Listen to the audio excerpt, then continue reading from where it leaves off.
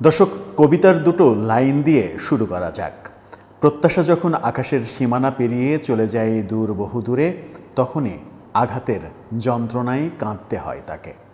অর্থাৎ যখনই অনেক বেশি প্রত্যাশা থাকে তখন আঘাত এসে অনেক জোরে ধাক্কা দেয়। বাংলাদেশের অবস্থাও তেমনটা হয়েছে। বিশেষ করে বাংলাদেশের বর্তমান সরকারের সময়ে পরিস্থিতিটা কেন যেন সেরকমই হয়ে গেছে। এই সরকারের প্রতি আমাদের প্রত্যাশা পাহাড় সম ছিল। পাহাড় সম প্রত্যাশাই প্রতিটা পরতে পরতে আমরা এখন ধাক্কা খাচ্ছি। কিন্তু ধাক্কাগুলো কেন খাচ্ছি? আমরা একমাত্র যেটা বলা যায় যে বাংলাদেশ ব্যাংকের কেন্দ্রীয় রিজার্ভ, সেই রিজার্ভের জায়গাটাই কোনো ধরনের পতন হয়নি, উন্নতি হয়েছে। সেই একটা জায়গা ছাড়া অনেকেই সমালোচনা করার চেষ্টা করেন যে এই একটা জায়গা ছাড়া যত জায়গা আছে সব জায়গাতেই সরকারের এক ধরনের ব্যর্থতা চোখে পড়ছে। কেন এটা চোখে পড়ছে? আবার কোনো কোনো ব্যাপারে সরকারকে সরাসরি জড়িত করার স্কোপ আছে কি না সেটাও অনেকে বলতে পারেন। এই যেমন ধরা যাক যে রাজশাহী শহরের কথা। রাজশাহী শহর, রাজশাহীর সৌন্দর্য, রাজশাহীর সবুজ প্রাকৃতিক পরিবেশ, সেটা নিয়ে একসময় বিশ্ব মাতামাতি হয়েছে। এই তো কদিন আগেরই খবর, রাজশাহী শহরটা বিশ্বের সেরা দূষণমুক্ত শহর হিসেবে ঘোষিত হয়েছিল এবং আমাদের গর্বে বুক ফুলে গিয়েছিল যে আমাদের একটা নগরী, সেই নগরী বিশ্ব দূষণমুক্ত নগরী হিসেবে প্রতিষ্ঠিত হয়েছে, স্বীকৃতি পেয়েছে। সেই রাজশাহীর অবস্থাটা এখন কেমন? রাজশাহী অবস্থাটা কেমন এটা যদি আমি বিচার করতে চাই, অর্থাৎ দূষণের অবস্থা কদিন আগেও যখন আমরা বিশ্ব সেরা ছিলাম, তখন বিভিন্ন গবেষণা সংস্থা থেকে রিপোর্ট এসেছে যে রিপোর্টটা ভয়াবহ। সেই রিপোর্টটা হচ্ছে রাজশাহী এখন বাংলাদেশের সব থেকে দূষিত নগরী। কেন এটা হলো?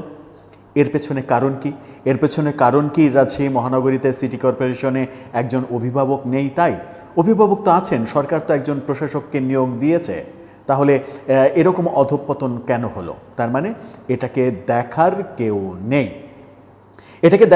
নেই। যখন রাজশাহীর ব্যাপারে ভাবছি তখন গোটা বাংলাদেশের ক্ষেত্রেই সেটা হচ্ছে। গোটা বাংলাদেশে স্থানীয় সরকার প্রতিনিধি কেউ কোথাও নেই। গোটা বাংলাদেশের চেহারাটাই এরকম। এটা হচ্ছে পরিবেশ দূষণগত ব্যাপারে আলোচনা করছি, বিশ্বের বিভিন্ন সংস্থার রিপোর্ট নিয়ে আলোচনা করছি, কিন্তু অন্যান্য ক্ষেত্রেও দেখা যাবে যে একই অবস্থা বিরাজ করছে, যার পেছনে অনুসন্ধান করলে যেটা বেরিয়ে আসবে সেটা হচ্ছে সেই স্থানীয় সরকারের প্রতিনিধির অভাবটা এখন সকলে টের পাচ্ছে। স্থানীয় সরকার প্রতিনিধি না থাকলে কি হয়, কিংবা একজন স্থানীয় সরকার প্রতিনিধি কিভাবে একটা শহরকে একেবারে রীতিমতো পরিবর্তন করে ফেলতে পারেন আওয়ামী লীগ সরকারের বহু দুর্নীতির মধ্যেও। এমনকি ওই শহরের মেয়রের খায়রুজ্জামান লিটন, যিনি আমাদের জাতীয় এক নেতার সন্তান, কামারুজ্জামানের সন্তান, তার বিরুদ্ধে বহু ক্ষেত্রে বহু অভিযোগ রয়েছে, কিন্তু এই একটা ক্ষেত্রে সফলতা দিয়েই তিনি কিন্তু লাইমলাইটে এসেছিলেন। আজকে কেন এই অবস্থা হলো? বিশ্ব গবেষণা কি বলছে? কেন রাজশাহী এখন বাংলাদেশের সবথেকে নোংরা শহরে পরিণত হলো? একটু বোঝার চেষ্টা করবো এই ভিডিওতে। থাকবেন পলিটিক্স টিভির নিয়মিত আয়োজনে।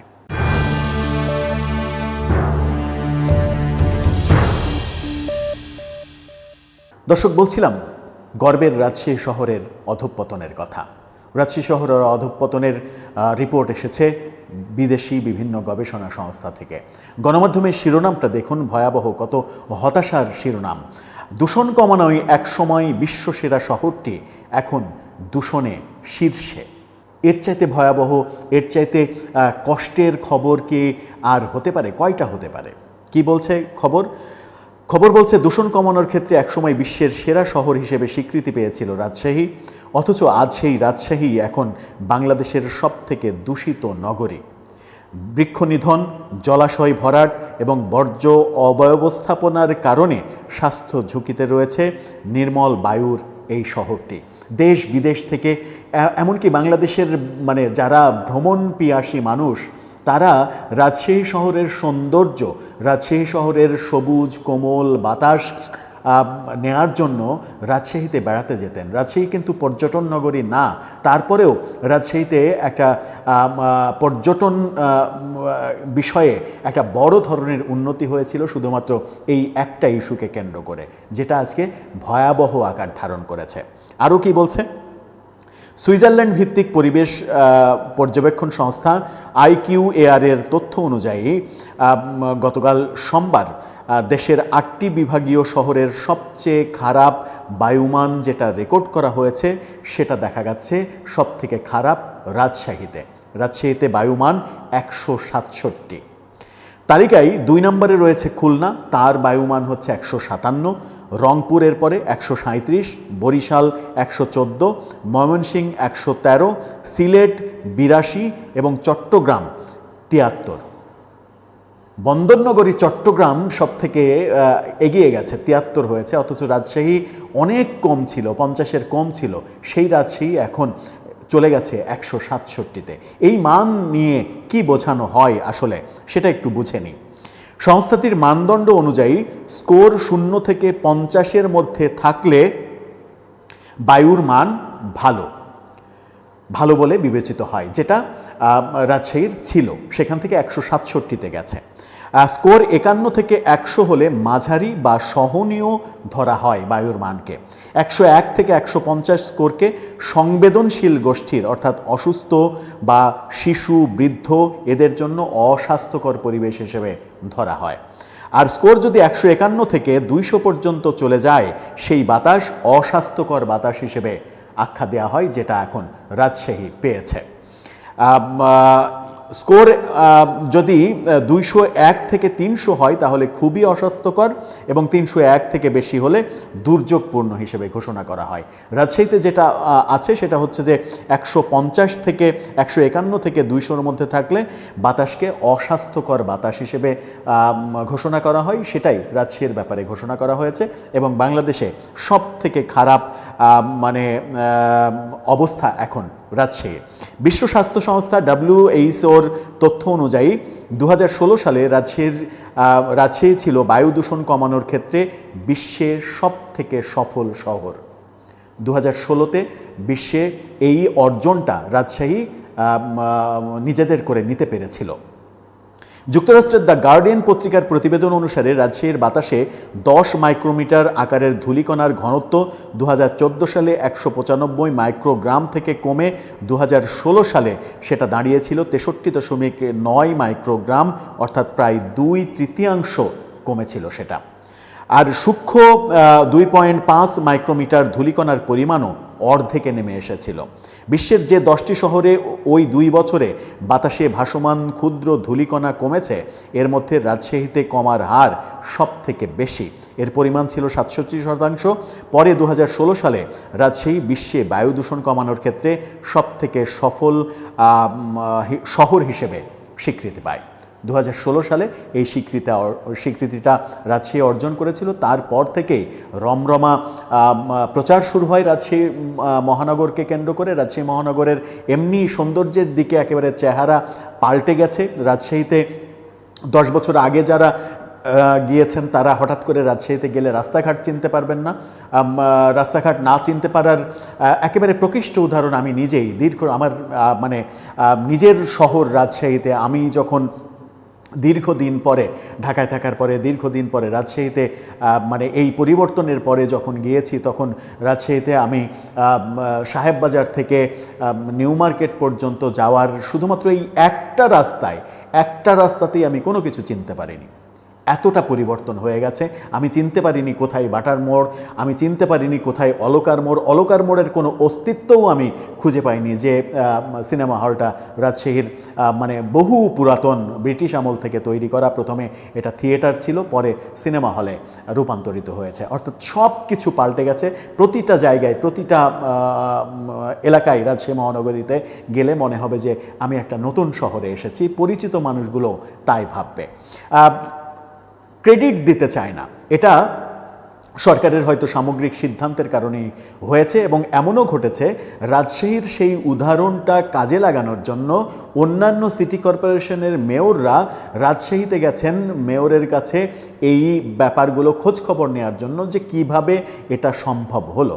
হ্যাঁ, রাজশাহী সিটির মেয়র যিনি ছিলেন খায়রুজ্জামান লিটন, দীর্ঘ সময় তিনি মেয়র ছিলেন, বিভিন্ন সময় অন্যরাও মেয়র ছিলেন, মানে মিজানুর রহমান মিনু বিএনপির, তিনিও এক সময় ছিলেন। কিন্তু খায়রুজ্জামান লিটনের সম্পর্কে বহু অভিযোগ শোনা যায়, বহু ক্ষেত্রে রাজনৈতিক ক্ষেত্রে অভিযোগ রয়েছে, এবং আওয়ামী রাজনীতির ক্ষেত্রে আবার এমন অভিযোগও রয়েছে যে তিনি একটা দীর্ঘ সময় জুড়ে জামাত শিবিরের লোকজনকে নিয়ে রাজনীতি করেছেন, এরকম অভিযোগও অনেকে করে। আবার তিনি মেয়র হিসেবে তার মানে চলে যাওয়া, অর্থাৎ আওয়ামী লীগ সরকার চলে যাওয়া, পালিয়ে যাওয়ার পরে বহু দুর্নীতির খবরও শোনা যাচ্ছে।